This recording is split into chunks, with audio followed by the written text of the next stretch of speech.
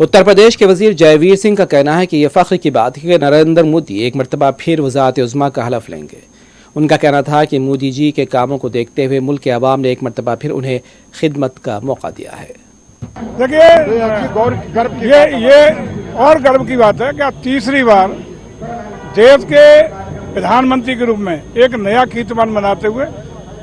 मोदी जी शपथ ले रहे हैं और देश की जनता को बधाई कि जिन्होंने मोदी जी के 10 साल के कार्यों को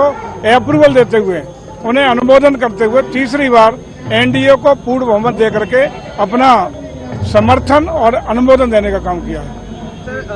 सोनिया गांधी का कहना है कि ये नैतिक हार है प्रधानमंत्री नरेंद्र मोदी। देखिए, ये उनका अपना काम है, विरोधी लोकतंत्र है, कुछ भी कह सकते हैं, लेकिन दिन में सपने देखने वालों को देश की जनता ने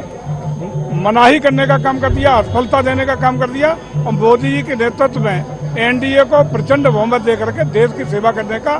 पुनः 5 साल के लिए मौका देने का काम किया।